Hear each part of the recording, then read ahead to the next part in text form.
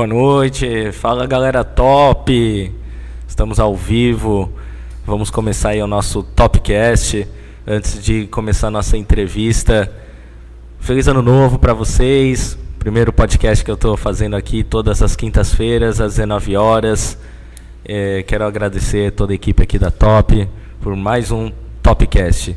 Antes de começar também, vamos falar dos nossos patrocinadores. Super importante enaltecer aí o nosso parceiro aí, Alarmes Roma, que fica ali na Avenida Rui Barbosa, 2384, no Jardim Iberá, Itanhaém. É só pedir um orçamento, segurança, monitoramento com Alarmes Roma. Ioá Sushi, fica ali na Avenida João Batista Leal, 185 Itanhaém. Tem um QR Code aí na tela, você pode escanear e aí já fazer o seu pedido, pedir um combinado, temaki e assistir aí o nosso Topcast. Vamos pro próximo patrocinador, que é a Pizzaria Sensacional, que fica ali na Rua Afonso Meira Júnior, 120, na Vila São Paulo, Itaém. Também tem o QR Code aí na tela para vocês poderem fazer o seu pedido. Tem vários pedidos, várias pizzas deliciosas lá. A melhor pizza do mundo é a Pizzaria Sensacional. HS Consórcio, é o seu corretor autorizado, faça o seu consórcio com HS Consórcio, com o QR Code aí na tela também. Entre em contato aí pelo WhatsApp, 13 997 20 2660. Tem o Facebook, Instagram, dá uma pesquisada lá e faça o seu consórcio com HS Consórcios.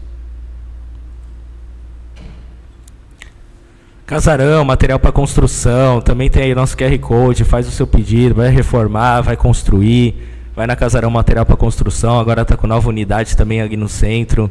Tem o contato aí também, as redes sociais. Casarão Material para Construção, nosso parceiro aqui do Topcast. Bom, vamos iniciar agora a entrevista. A convidada de hoje é a Fátima Cristina Pires. Ela é formada em licenciatura, em bacharelado de História. Hoje a gente vai falar bastante sobre História, Cultura. Ela também é especializada em patrimônio histórico e é mestre em educação. Esses cursos que ela já concluiu foi na Universidade Católica de Santos, na Unisantos. Ela ministra aulas em faculdades nos municípios de Praia Grande, Registro, Peruíbe, Itanhaém, com matérias nas áreas de humanas em vários cursos. E ela também é funcionária pública há 28 anos. Em 2021 passou a ser responsável pelo Museu Conceição Itanhaém e Gabinete de Leitura José Rosendo. Ela realiza pesquisas históricas de questões de patrimônio e cultura tradicionais da região do litoral paulista. Ministra palestra também em vários segmentos e com diversos temas, principalmente voltados à história regional, patrimônio e cultura, assim como escreve artigos com essa temática para jornais aqui da nossa região. Exerce curadoria também para alguns artistas da região, escreve poesias, contos e outros estilos literários desde a infância. Em 2016 lançou seu primeiro livro infanto-juvenil Ariú. É caiçara de gema, como ela diz, e corintiana de herança e amor. Bom, vamos fazer um bate-papo com ela, porque vocês viram aí já que o currículo é extenso. Trouxemos uma convidada aqui riquíssima em educação, cultura. E boa noite, Fátima, seja bem-vinda aí ao Topcast. O que você está achando aqui do nosso estúdio? Bora fazer entrevista aqui, que eu preparei várias perguntas bacanas aqui sobre esse assunto. Boa noite, Lucas. É um prazer enorme estar aqui para poder falar um pouquinho de história. Agradeço a oportunidade para a gente estar falando disso, de história regional, que é uma das questões que é apaixonante na minha vida. Gostei bastante do estúdio também, do acolhimento. Muito obrigada. Bom, vou fazer aqui já a nossa primeira pergunta. Como é que foi esse percurso aí todo seu acadêmico, né? Porque até para se tornar, fazer o doutorado, né? Que você fez, não, mestre, né? Mestrado. Mestrado, doutorado. Como que foi esse percurso acadêmico e o que motivou você a estudar a história de um modo assim geral, né? Então, a princípio, né? Vou falar rapidinho assim, só do comecinho. Na infância eu já entrei como eu faço aniversário em agosto, era terrível tive que esperar um tempo para conseguir entrar na escola. Quando eu entrei eu já sabia ler e escrever, já estava praticamente alfabetizado, e eu era muito terrível no primário. E depois, uma coisa interessante, quando eu cheguei na 8ª série eu não quis mais estudar. Eu achei que não queria mais estudar. Eu gostava de estudar, mas não queria ir para a escola. Foi uma fase muito difícil também, minha mãe sofreu bastante com essa parte, mas também quando eu resolvi voltar 2 anos e meio depois, aí foi aquela loucura. Aí eu já peguei de frente, falei, não dá, porque eu sentia falta. Nesses 2 anos e meio que eu fiquei parada, eu sentia falta, que alguma coisa me faltava. Eu gostava muito de ler, sempre gostei muito de ler, sempre tive muitos livros. Quer ver o feliz a me dar um livro de presente. E é uma coisa que eu amo muito, né? Então, mas não adiantava eu ler várias coisas e não estudar. Aí eu pensei, vou fazer geografia, porque eu queria falar de meteorologia, dessas partes assim. Só que no ano que eu fui prestar, não tinha aluno suficiente para geografia. Aí minha segunda opção era história. Falei, então vamos na história. E aí sempre essas coisas foram me envolvendo. Acabei me envolvendo com a história de uma forma muito grande. E a gente brigava muito lá na faculdade, que eu lembro, porque tinha licenciatura e bacharelado. E eu falava assim, eu não vou dar aula, eu quero bacharelado, eu estou aqui porque eu quero ser pesquisadora. E essa coisa toda, né? E como que a educação vai me chamando? Quando eu estava no 3º ano de história, aí, automaticamente, no meu horário de almoço, eu comecei a dar aula no Estado. Olha que legal. E depois à noite. E aí essa coisa foi me abraçando, que eu falo que a educação me abraçou, não teve jeito. Por isso que eu falei, eu fiquei 2 anos meio parada com aquela coisa de que não queria estudar mais, mas quando eu voltei, mas foi tudo acontecendo muito rapidamente. Dessa questão de querer estudar, de querer pesquisar, né? E já fui... e comecei a dar aula já desde 2003, paralelo à minha situação na prefeitura, né, porque sou concursada. Em 95, quando eu também, 94, final de 94, eu fiz o vestibular e fiz o concurso público. Passei nos 2 muito próximo, né? Porque antes disso eu tinha trabalhado numa academia, acho que uma das primeiras academias de Peruíbe, aí vou entregando a idade, né? Eu acho que era a primeira academia de Peruíbe. Trabalhei também numa farmácia que meu irmão tinha. Depois, eu trabalhei durante 3 anos numa fábrica de sapatilha chamada Pé com Pano.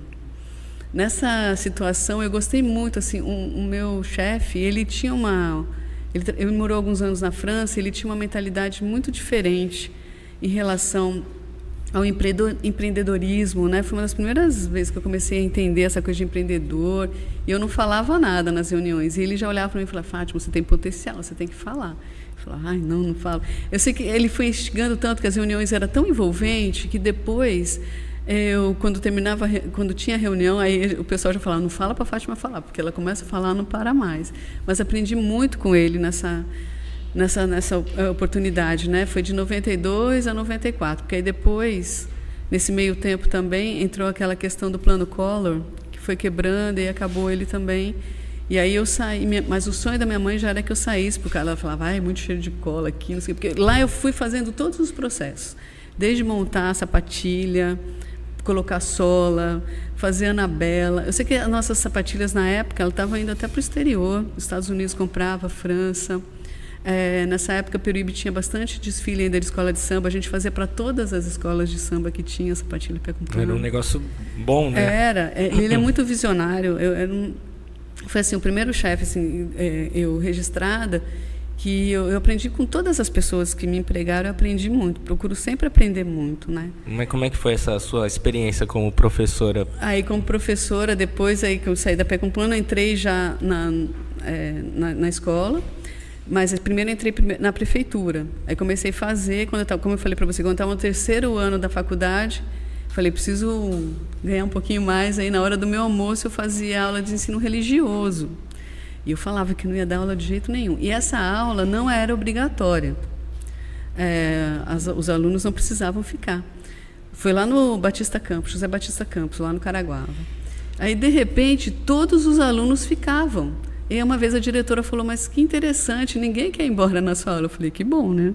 Porque eu não falava da religião em si, a gente falava da história religiosa, que era o projeto, era esse, um projeto do governo, que era para a gente ensinar todos os segmentos religiosos. Então, a gente falava de mitologia, falava de várias coisas.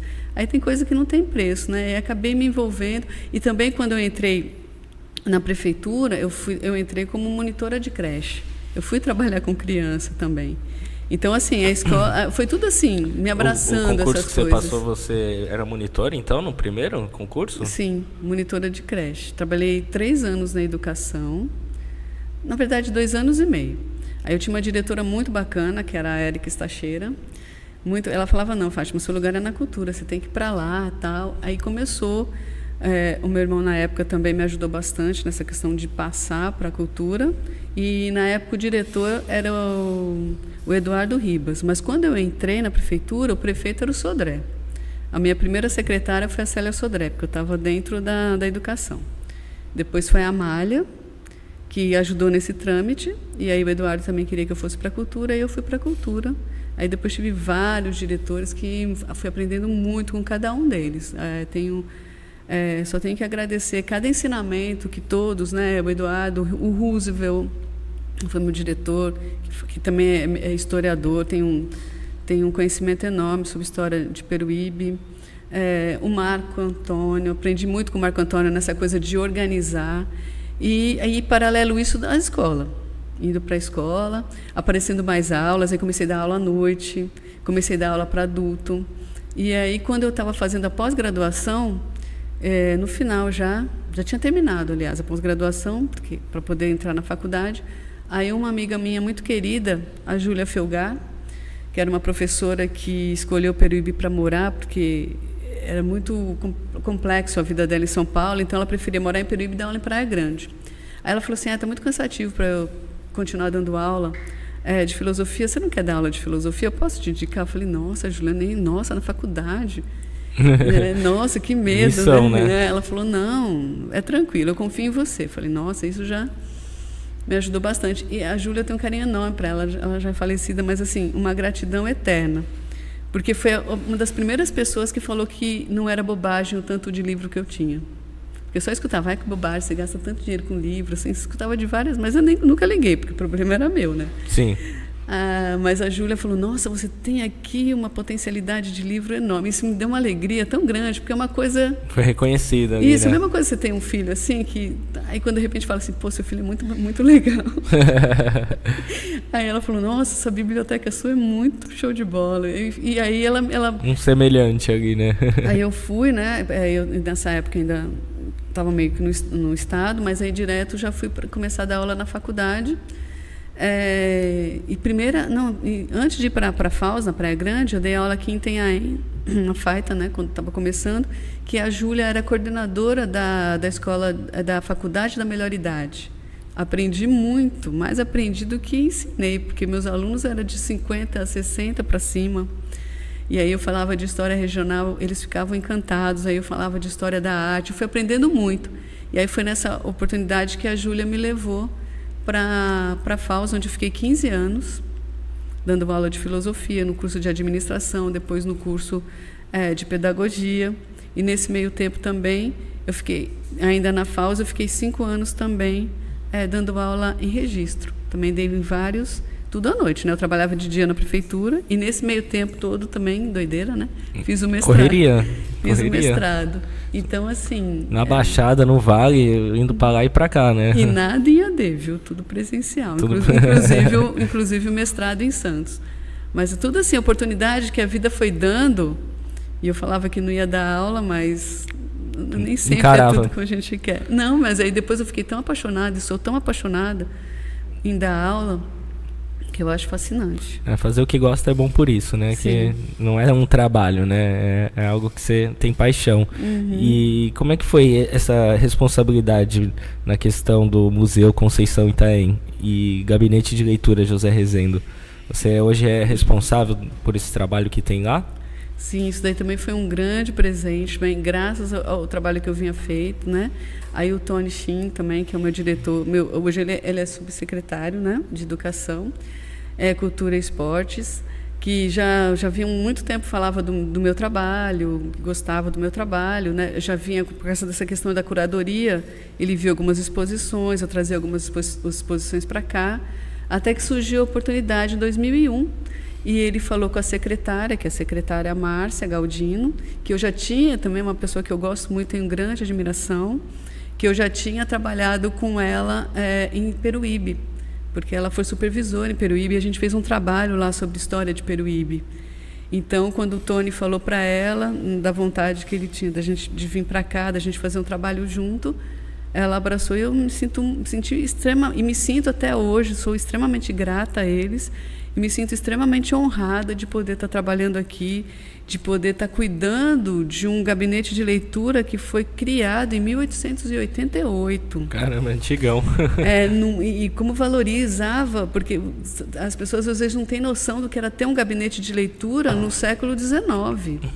Então a gente tinha aqui homens extremamente visionários que quiseram implementar a cultura e a educação aqui. Então toda a minha área. Então para mim é uma grande satisfação, um orgulho, uma honra enorme poder estar à frente desses dois lugares. De uma casa, primeiramente lá onde hoje abriga, desde 2010, o Museu Conceição, ele foi uma casa de câmara e cadeia tombada pelo Condefat. Então, para uma vila ter uma casa de câmara e cadeia, é porque ela era realmente importante. A gente vê a nossa história regional crescendo, né? A importância de Itanhaém como cabeça de capitania, de Peruíbe juntamente, depois ali Mongaguá, que tudo pertencia a essa capitania da Condessa de Vimieiro. Então, para mim, assim, foi um ápice da minha carreira toda essa valorização. Me sinto muito honrada e quero sempre poder estar trabalhando alinhado juntamente com essa questão da nossa memória, da nossa cultura. E para mim é um prazer muito grande. Eu tenho até que recordar aqui que você escrevia para o jornal Bem TV, né, uns artigos bem legais falando das praças de Peruíbe, né, a história das praças. Né, teve outros artigos também, acho que de outros temas também, mas a gente chegou a ter vários assim, só falando das praças, né? Sim. Você lembra disso? Lembro, com muito carinho e muita alegria, porque assim, eu sempre falo, inclusive para os meus alunos, que a gente tem história, tudo é história. E as praças, as ruas, os lugares, de uma forma geral, eles trazem história atrás, né, do nome. Por que tem esse nome? Né? Por que você coloca esse nome? Então, você tem todo um contexto. E falar das praças, que é uma coisa super antiga, as escolas começaram na praça. A filosofia começou nas praças. As igrejas, né? Que era a ágora, né? Isso no primeiro momento, lá na Grécia Antiga. Toda cidade tem uma praça matriz, né? Isso, aí já quando vem para cá nessa praça matriz, já é um outro conceito. Assim como no Brasil, é difícil uma cidade não ter uma praça chamada 15 de novembro, 7 de setembro. Então, e aí a gente vai tendo, né? Aí, quando, por exemplo, tivemos várias avenidas na época chamada Tancredo Neves, várias avenidas chamadas Ayrton Senna, então Kennedy. Então, tudo assim é importante nessa coisa de... Mas por quê, né? Por exemplo, a Avenida 24 de Dezembro, lá em Peruíbe. Mas é por quê? É porque é Natal? Não. 24 de dezembro é porque foi o dia que foi o plebiscito da emancipação de Peruíbe com Itanhaém. Eu não sabia disso aí, não. Então, toda 24 de dezembro por causa disso. Então, todo aquele contexto ali do, carinhosamente, bairro chamado Estação, mas, na verdade, tem essa coisa de memória afetiva, né, que a gente pode falar daqui a pouquinho, mas ela é considerada o centro, mas quem mora lá, eu morei lá há 50 anos. Olha eu revelando as idades.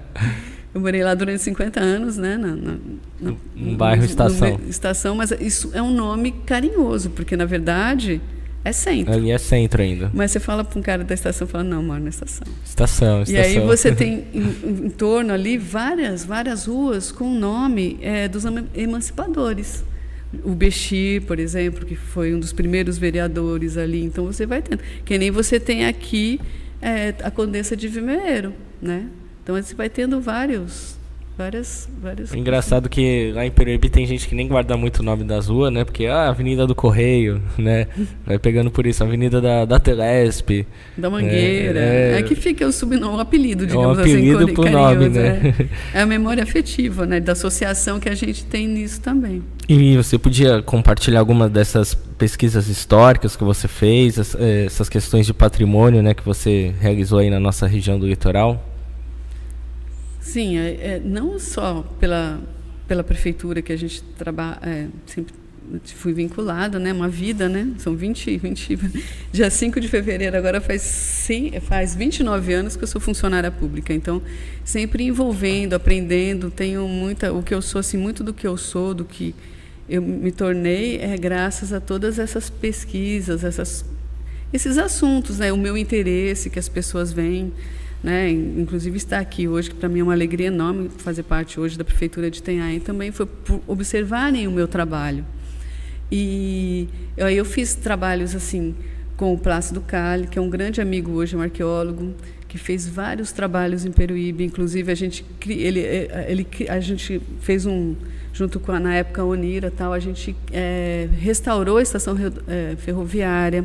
A gente fez o primeiro museu arqueológico criou o primeiro museu arqueológico da região, né, que é o Museu Arqueológico de Peruíbe, com peças encontradas na área da Juréia, das fazendas de arroz, que o Plácido trabalhou na dissertação de mestrado dele. Cheguei a conhecer o museu, né? Tava bem bonito, agora tá bem abandonado, né? Tá tudo destruído, né? Mas eu lembro quando tava bem bonitinho, tava bem organizado, limpo. A gente inaugurou lá, a princípio ele ficou 10 anos na torre. Ele foi inaugurado dia 16 de fevereiro de 2002, dentro das festas do aniversário de Peruíbe, da emancipação de Peruíbe. Depois, em 2012, ele desceu para a estação ferroviária, que ela não era para abrigar um museu. Na verdade, lá veio verba e tudo mais para ser criado um arquivo histórico. O projeto era de um arquivo histórico. Eu achava que também é um dos poucos municípios que ia ter um arquivo histórico. Na verdade, Peruíbe, né, deveria ter mais uma questão dessa, assim, focada nisso, né, em questão de museu, de arqueologia, de história mesmo, né, caiçara da cidade. Não tem hoje esse espaço, né? Teve vários trabalhos. Em alguns momentos a gente teve vários trabalhos. A gente já estava, acho que na 13ª Festa Caiçara. Depois mudou para Festival Caiçara. Nós fizemos bastante coisa nesse sentido. O próprio museu arqueológico, a ideia de ter o arquivo histórico, as ruínas do Abarebebê. Eu fiquei à frente das ruínas do Abarebebê durante 15 anos. Como é que foi esse trabalho lá? Eu tive a honra de trabalhar.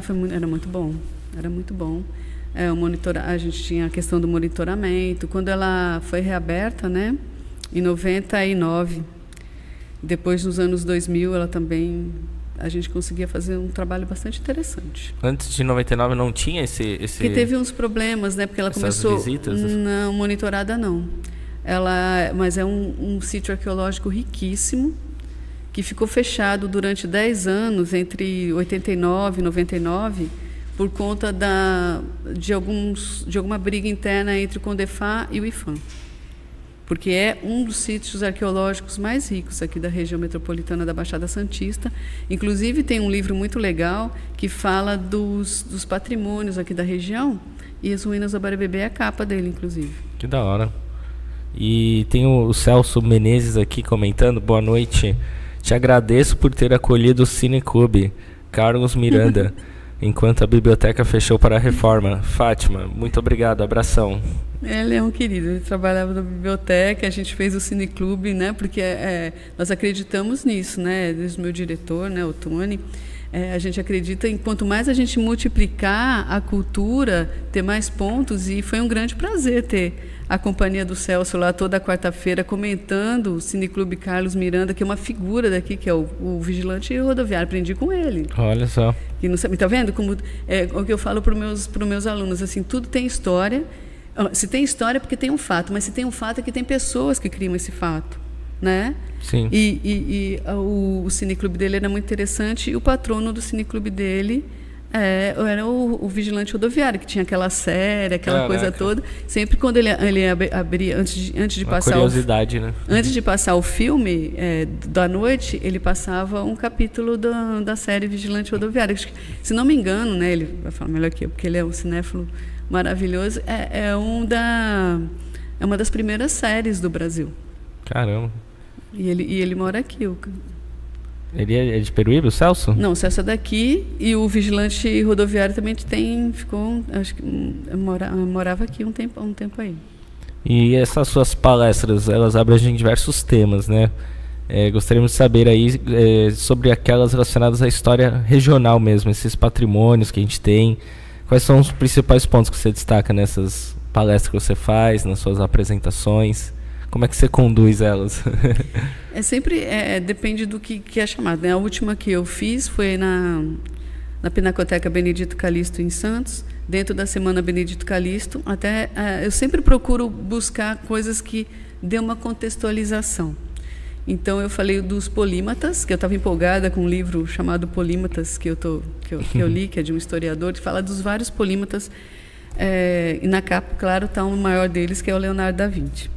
E aí a gente tem alguns polímatas aqui, como o Mário de Andrade e o Benedito Calixto. Então, essa palestra era voltada para falar da importância deles regionalmente. Mário de Andrade, desvinculando ele um pouco dessa questão de ser só um escritor, e sim a pessoa que brigou para que tivesse o IFAM, que começou como ISFAM, né? Junto com o Rodrigo, que era um advogado. Eles começaram em 1937 a criar essa ideia de patrimônio. Só que o Rodrigo era muito voltado para o patrimônio material e o Mário de Andrade para o patrimônio imaterial. E aí eu quis falar do Benedito Calixto nesse contexto também. Apesar de alguns historiadores acharem que as coisas que não são relevantes historicamente, eu acredito, eu estudo muito essa questão da biografia de alguns trabalhos que ele fez e tem grande relevância. Por exemplo, ele é autor de um livro raríssimo chamado Sambaquis de Itanhaém. Imagine você pensar em sambaquis entre o finalzinho do século XIX e século XX. Pensar nesses homens que viveram aqui no litoral antes da chegada do indígena. Então, esses nômades que viveram no litoral. E falar para pessoas que estavam acostumadas a falar que aquele monte de conchas era o mar que trouxe até lá. Quando, na verdade, não. Eram restos dessas civilizações. Que você destrói um sambaqui, você destrói como se você destruísse um volume único de um livro. Então, as minhas palestras são sempre assim, de destaque nessa última, mas eu faço palestras sobre sambaquis, faço palestra sobre história de uma forma geral, no sentido aqui da nossa região, né? Sobre as capitanias, sobre o século XIX. Então, cada situação, as pessoas, fiz palestras sobre a emancipação de Peruíbe quanto município, e assim por diante. Aí depende muito do lugar e de como eu sou chamada para ir, né? Para fazer essas palestras. E como é que é a sua experiência exercendo a curadoria para artistas aí da região? Foi uma coisa também que aconteceu inusitadamente e que me rendeu bons frutos, bons amigos, boas situações, que a gente vai aprendendo, tudo a gente vai aprendendo. Então, começou em 2017, que foi um ano crucial para a questão... mas foi independente, eu sempre voltando para a questão cultural e não religioso, mas foi religioso porque foi os 300 anos da aparição de Nossa Senhora Aparecida e os 100 anos de Nossa Senhora de Fátima. Né? A gente sabe que Nossa Senhora é uma só, mas essas histórias dentro da cultura e da formação do Brasil foram muito importantes. Então foi nesse momento que juntou com uma visita técnica que eu fiz lá no Memorial da América Latina, onde eu me encantei com uma parede enorme lá que tinha várias Nossas Senhoras, de todos mostrando, né, que em cada país da América Latina, Nossa Senhora era padroeira. Aí eu pensei nessa ideia em 2017, eu falei, nossa, mas seria legal fazer uma exposição. E aí fui contando com algumas pessoas, que eu tenho as ideias malucas, e acho que pessoas mais malucas que eu que abraçam isso. E um desses que abraçou foi o Luiz Carlos Farias, que é um grande amigo, pintor, era funcionário da prefeitura, agora ele é aposentado também, que abraçou a ideia de pintar mais de 37 Nossa Senhora, que cada uma tinha uma história, ao padre Marco Antônio Rossi, que também abraçou, a mulher do Luiz, a Regina, que junto com alguns membros da igreja compravam as telas, ao Mário também, que é de alguma comunidade da igreja, marido da Teresa Marçal, que fez os cavaletes. E aí desculpa, fiz toda tem uma aguinha ali, qualquer coisa. É melhor tomar, licença. Fica tranquilo. E eu fiz toda aquela parte histórica. Desculpa. Então era assim, em toda a Nossa Senhora tinha o mapa da América Latina, e aí a gente destacava que país era, a capital, tal, e por que ela era padroeira. Então, nessa, você vai aprendendo muito. É Nossa Senhora dos 33, que eu nem sabia que foi de uma batalha que teve no Uruguai. Então, você vai conhecendo muito, né? E aí você tinha a Nossa Senhora da Guadalupe, que além de ser padroeira do México, é padroeira também da América Latina. E aí a gente tem todo... a primeira que a gente coloca é a Nossa Senhora do Pilar, que foi essa Nossa Senhora que começou o culto mariano na América. E aí toda a história. Aí tem Nossa Senhora da Conceição, padroeira de Itanhaém, Nossa Senhora do Monte Serrato, padroeira de Santos. E aí essa exposição ela começou a viajar. E aí eu falava, né, porque... Foi feita em várias cidades. Daqui da região e fora, porque assim, foi até para Aparecida do Norte. Bacana. Na 12 de outubro de 2017, olha, na comemoração, essa exposição estava lá. Eu fiquei muito feliz. Uma ideia, um projeto vai crescendo, sim, assim, né? Sim, porque também, né, graças, assim, esse tempo todo de vida pública, você vai conhecendo bastante gente, né? Então, os municípios receberam de braços abertos. Depois eu fiz uma outra exposição com o Ângelo Gil, que é um excelente artista plástico também no município de Itariri. Essa daí era bem histórica, ele me procurou, foi junto com a Nancy, que é diretora lá também, já tem um tempo. E eles me procuraram porque viram o meu trabalho e queriam que eu ajudasse eles a divulgar e falar sobre as igrejas antigas do litoral paulista. Acha que eu não ia adorar esse tema? Abracei imensamente. O trabalho do Gil é maravilhoso. É em técnica de aguada, porque tem a técnica aquarela, né, aquela tipo de pintura, e a aguada só que é preto e branco. Espetacular. E aí a gente fez essa... Diferente, né? E essa exposição também acabou indo para vários municípios. Inclusive, o Ângelo Gil ficou 2 anos no Japão, está voltou já.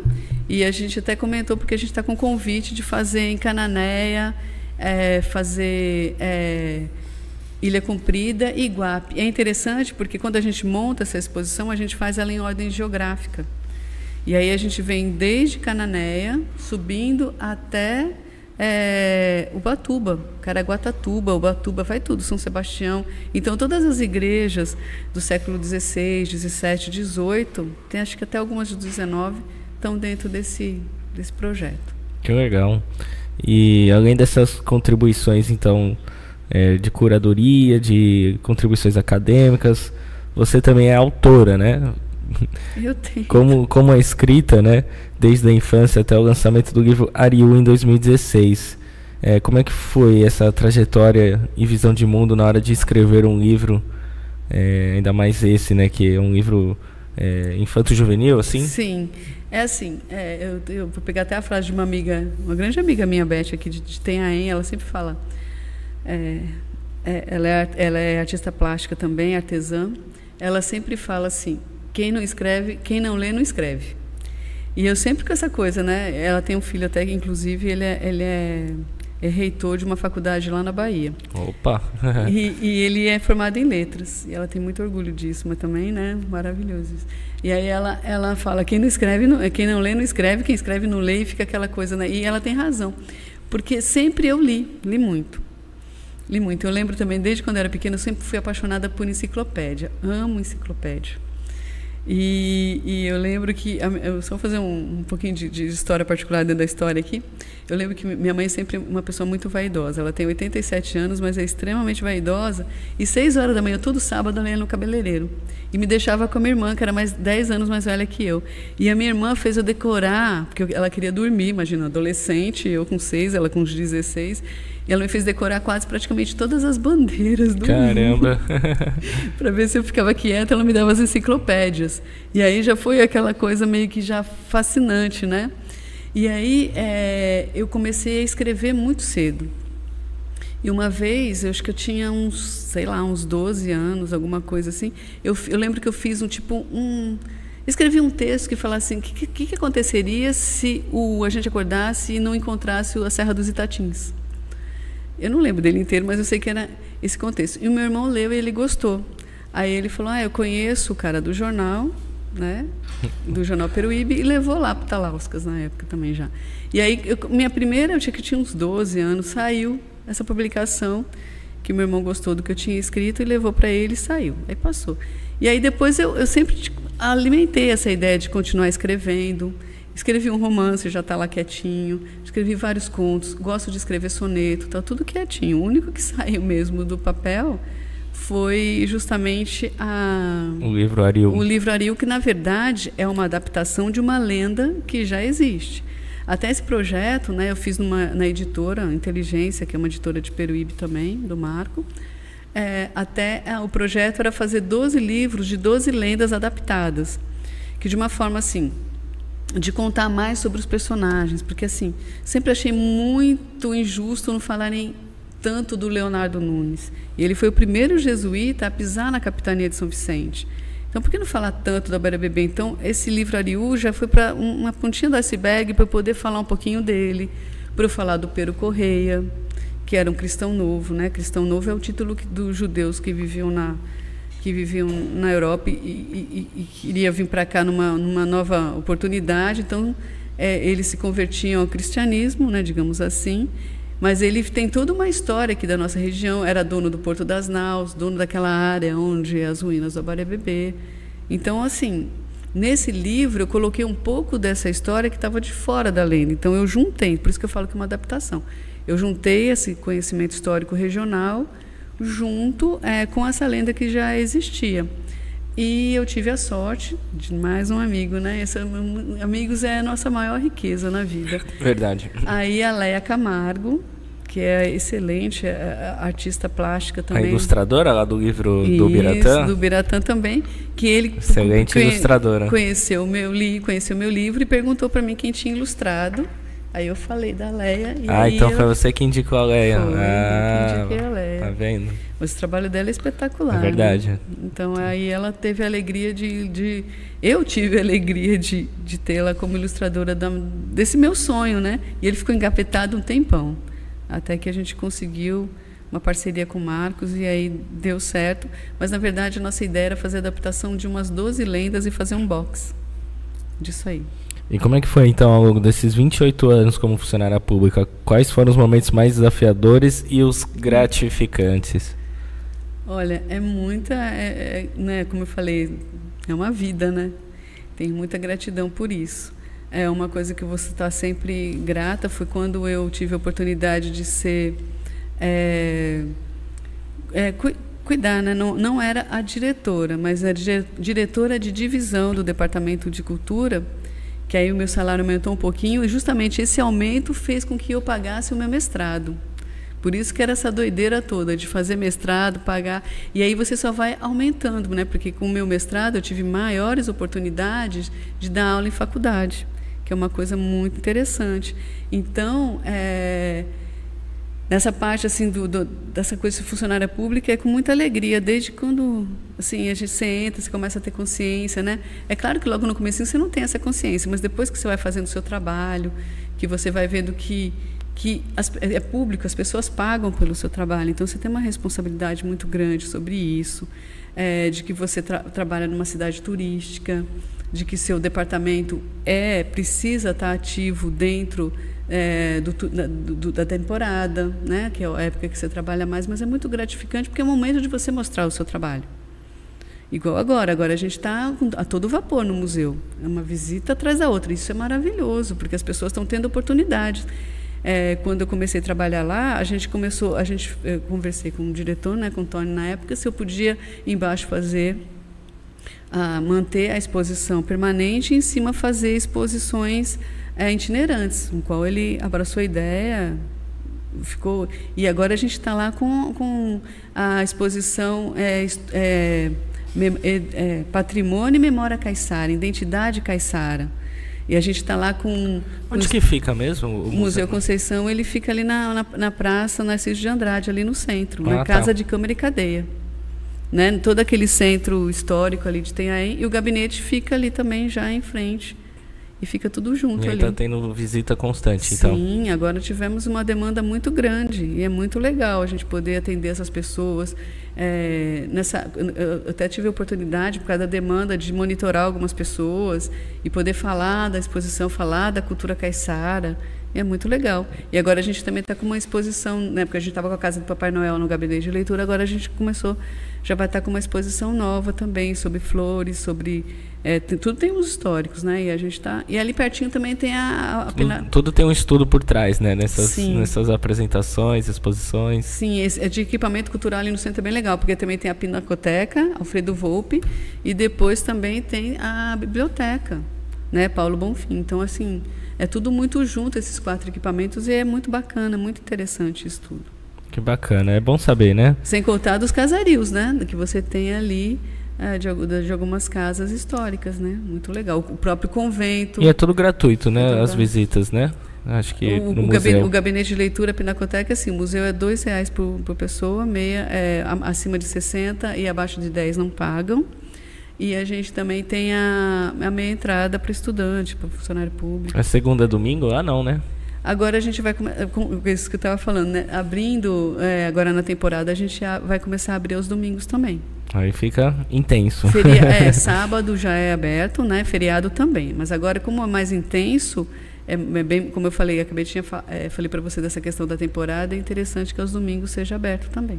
Nesses tempos nossos hoje modernos, né? Eu acho que assim as pessoas no Brasil, né? O brasileiro já tem essa questão mesmo de não perder o hábito de ler, né? E com a digitalização das coisas, eu vejo, né, que muitos jornais impressos, por exemplo, depois da pandemia aí na região, né, morreram mesmo, né? Essa é a palavra. Infelizmente. E porque hoje a informação está aqui, né, no celular.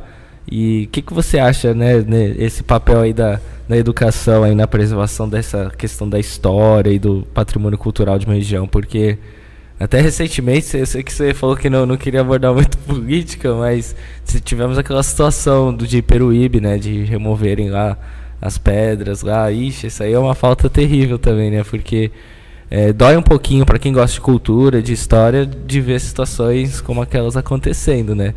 Eu não preciso nem saber a sua opinião, porque é uma coisa assim que para o peruibense raiz, né, e ficar assim, caramba, precisava disso. Então eu acho que aí vai a questão da educação, né? Vem da consciência da sociedade em geral. Você acha que está aumentando ou está diminuindo esse conceito de preservar a história e o patrimônio? Olha, assim como há 20 anos, 30 anos atrás, ou até mais um pouquinho, sobre a educação ambiental, como foi importante, né? Como era Cubatão e como ficou Cubatão, como se preocupavam, né? Que Cubatão era terrível. E como se preocupavam, que hoje a gente vê lá, o Guará é um dos símbolos de Cubatão, né? Como eles precisaram perder muito para poder valorizar, né? E começou muito nas escolas, né? E essa questão ambiental mudou muito. Então, assim, eu acho que investir na educação patrimonial é fundamental. E perder alguns símbolos é perder nossa identidade, é perder nossa memória. É que, infelizmente, de uma forma geral, as pessoas acham que é mais bonito reformar do que restaurar. Verdade. É um engano enorme. Esses mosaicos portugueses é uma característica geral da região, né? A gente pode, em Santos, o símbolo deles é a mureta. Eles colocam em tudo que é lugar no mosaico português lá. Eles, inclusive, fizeram uma restauração muito bonita lá na Orla da Praia, e eles fazem questão de colocar o mosaico português com a mureta de Santos. E Peruíbe é o Rio do Tubarão, o Rio do Cação Bravo. E aqueles tubarãozinhos era a identidade da cidade, do nome da cidade. E como a gente tem alguns lugares também, não sei se você percebe, porque precisa muito de ter uma questão. Em alguns lugares da cidade, como ali na subida do Guaraú, em frente à estação. Tem o tubarão lá, né? Aquela estátua, né? Não, é uma estátua, não é? Não, a barbatana do tubarão. Barbatana do tubarão. O Sodré ele usava muito isso. Então, esse calçadão... O calçadão também é obra tem. Dele. E na década de 70, e ali sabe o Coco Verde ali? Sim. Que a gente tem aquilo lá é uma barbatana do tubarão. Simbolizando então, isso, né? A barbatana do tubarão ali, a barbatana do tubarão em frente ali, o posto de informação Prédio Redondo, tem uma barbatana de tubarão, apesar que ela está um pouquinho agora estilizada de uma outra forma, mas eram tudo obras que foram inauguradas, inclusive aquela lá de inauguração daquele trecho da Avenida da Praia, né? E junto, faz parte da inauguração também daquela calçada de Tubarão, que está o nome de Peruíbe, que está toda uma identidade. E aí, como que a gente preserva isso? Educação patrimonial. A educação patrimonial é fundamental, porque você só preserva aquilo que você conhece.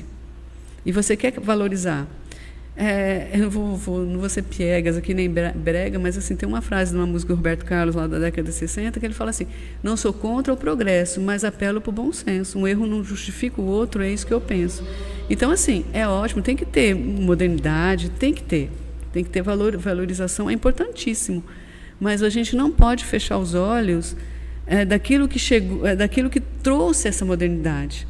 Então, é tão lindo quando você consegue equilibrar a sua identidade com coisas do futuro. Não estou falando você parar no tempo. Não sou contra essa coisa de parar no tempo. Você tem mais aqui, mas você tem que ter o olhar para aquela coisa do tempo. Fazer uma metáfora muito simples. Quem tem a felicidade de ter um avô, de ter uma avó, e você é totalmente jovem, mas seu avô tem uma ideia, você vai desprezar como se ele não existisse? Infelizmente tem alguns casos assim, mas você vai desprezar a ideia, todo aquele conhecimento, você só está ali porque teve aquele avô e aquela avó. Verdade. Então, mais ou menos é isso. Você só tem preservar uma casa, um casario, tem todo esse contexto de ver a história, entendeu? Por trás disso. Acho que isso é importante. Temos que preservar a história, né? Quando a gente fez, em 2005, eu tive a grata felicidade também de ser convidada na época pelo Departamento de Educação para ajudar a escrever a cartilha com a parte de história. E aí a gente falava muito de história regional. Então, acho que isso foi um primeiro passo para a gente entender um pouquinho sobre a valorização do patrimônio, né? Porque você só valoriza aquilo que você conhece. E se não souber a sua própria história, né? Aí a identidade, aí né? Acabou, né? A identidade pura. Toda a evolução que a gente vê nas cidades e tudo mais parte disso, né? A gente saber a história do que aconteceu, né? Isso. E o registro disso, né? Eu acho que é por aí, ó, aquele negócio. Tem que evoluir, tem que crescer, claro, muito, sempre. Igual quando foi criado a impressora, né, para poder fazer o jornal lá de Gutenberg e tal, daí que começou a ter a distribuição aí de livros, de tudo mais, porque antes disso acho que a elite, né, o clérigo tinha esse acesso a livros e a Bíblia, por exemplo. Eram os copistas.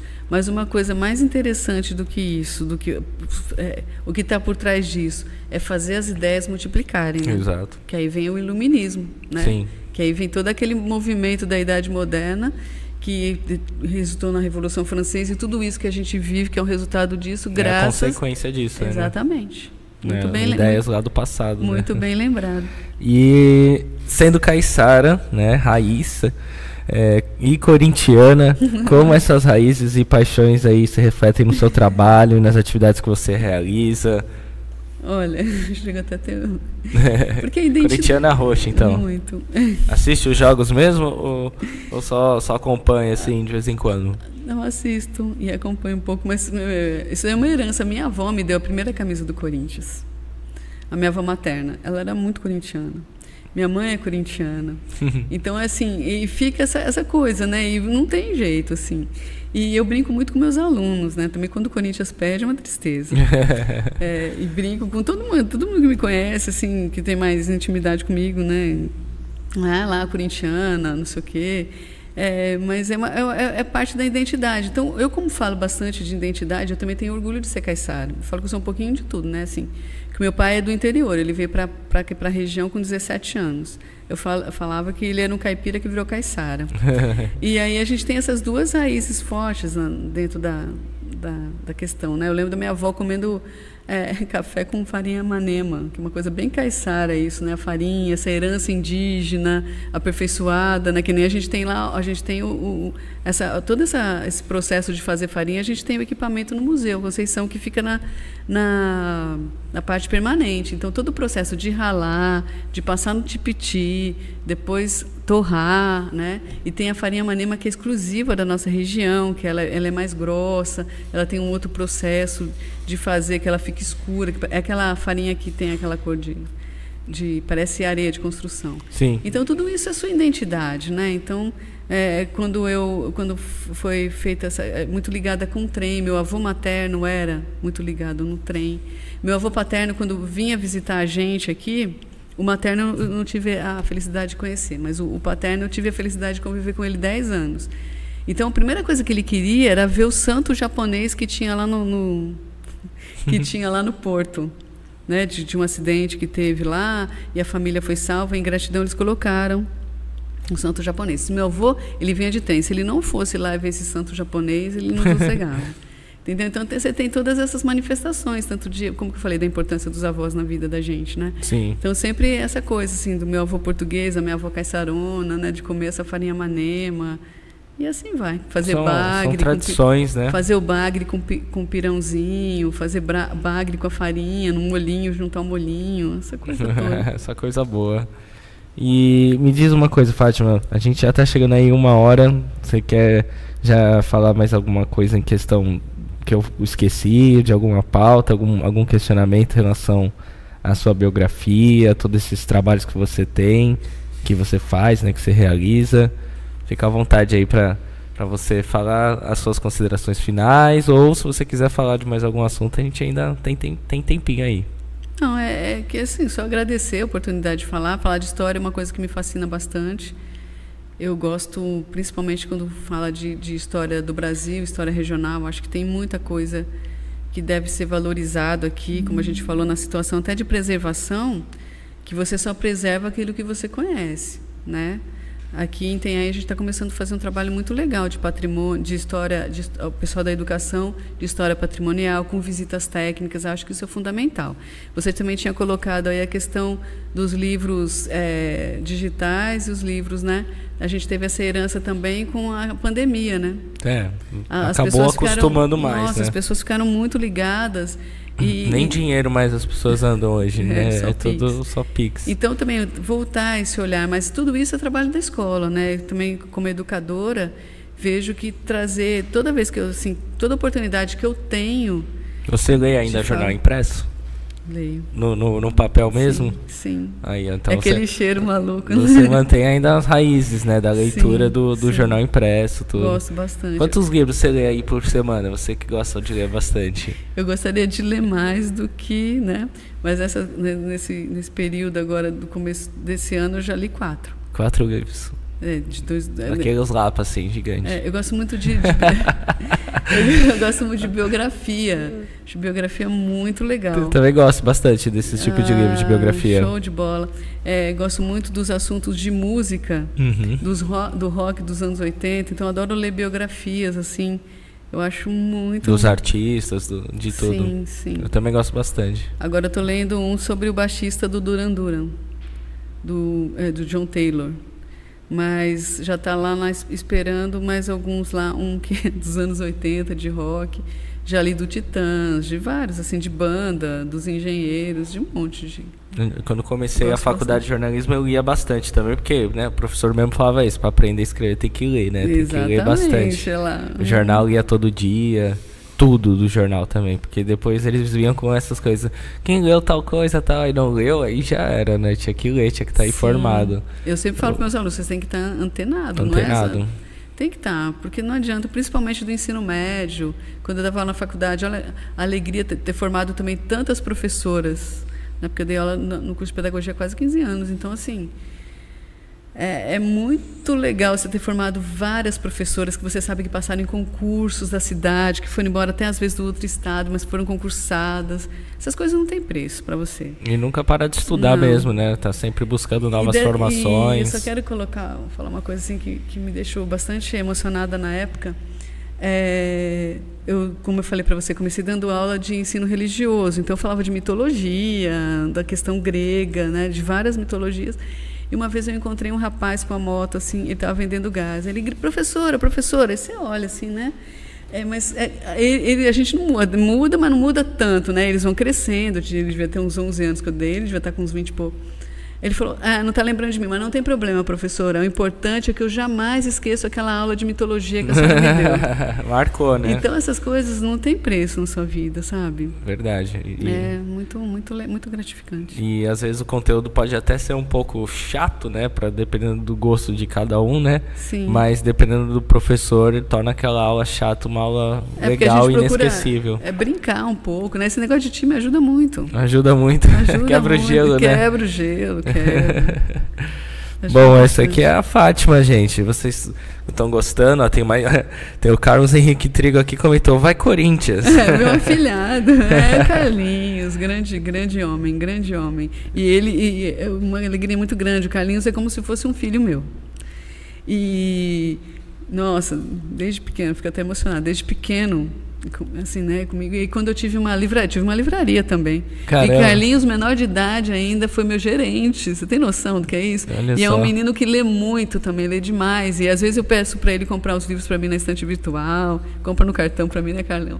E é um cara que lê muito. Então, sabe quando você tem, assim, eu não tive filhos, mas assim, quando você tem alguém que segue os seus exemplos, assim, que tem, assim, e o Carlinhos, o Lucas, que é um outro afilhado também, depois o Filipinho, assim, é muito, sabe, cada um pegou um jeito, né? O Carlinhos essa coisa da leitura, o Lucas na coisa de tocar violão e o Felipe na coisa de escrever, ele gosta muito de escrever também. Então, assim, não tive filhos biológicos, mas tive filhos de alma, assim, que você gostam. carrega na vida aí, e né? Sem contar os tantos de alunos, né? Os alunos todos, assim, que você tem um carinho muito grande. Então, assim, e das pessoas que você atende no outro trabalho em relação à prefeitura, né? Tanta gente que eu conheci, tantas oportunidades que eu tive, que tenho.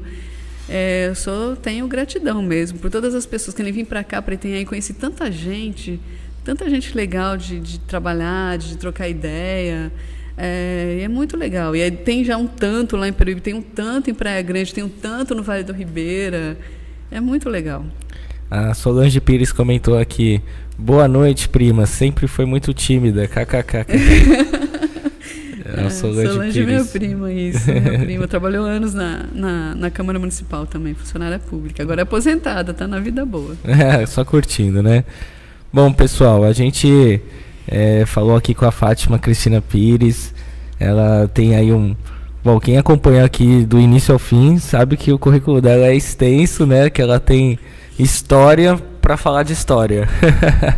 E gosto muito de história. E gosta muito de história, e ela dá essas dicas, né, para as pessoas, né? Continuem lendo, pessoal, não parem de ler, continuem estudando, continua preservando também a história da sua cidade, né? É sempre importante estar atento, né, realmente com o patrimônio que, né, em Santos, eu sou santista, nasci lá, eu via muito isso. Santos é bem isso, assim, Museu do Café, tem muitos patrimônios que só estão hoje ainda funcionando porque foram preservados, né, até pelo IFAM, né, que é o nome do instituto. IFAM e o CONDEFAT, porque em Santos também tem o âmbito municipal, né, sempre tem o Conselho Municipal, que agora depois foi criado de uns 20 anos para cá. Aí tem 50 e poucos anos que é o CONDEFAT, que é âmbito estadual, e tem aí mais uns 80 e poucos anos que é o CONDEFAT. Desculpa, é o IFAM, em âmbito federal. O Orion Pires, aprendi muito com a Fátima, trabalhando no Museu da Torre, falando sobre o sambaquis e o trabalho que ela desenvolveu pela história e cultura da cidade. Um orgulho. E abraço, Lucas. Forte abraço, Orion. Orion, meu primo também, filho da Solange. Orion, um grande abraço para você, saudade, viu, de quando a gente trabalhava junto. Ele tem super inteligente, Orion. Ele só tem um defeito, mas vai passar, Orion. Você vai passar, a gente já passou por isso, está na segunda divisão. Não é defeito isso aí, é uma decepção que a gente está passando no momento, a gente está triste, mas a gente vai superar essa fase aí, pode ter certeza. E uma coisa que eu queria falar, assim, que eu acho que é importante, né, porque eu fiquei 2 anos e meio sem estudar por conta de falta de interesse, assim, de vontade. Motivação, isso. Mas, assim, nunca deixei de estudar eu em casa. Mas, assim, é importantíssimo concluir o estudo. E hoje eu sou muito feliz, ainda bem que eu voltei, ainda bem que me fiz ser o que sou hoje, né? E a maior felicidade é de estar dando aula, formando professores. Posso contar uma coisa rapidinho? Manda. No terceiro ano eu era muito bagunceira, eu repeti de ano por bagunça. Sério? Você repetiu de ano? Foi bagunça. Você?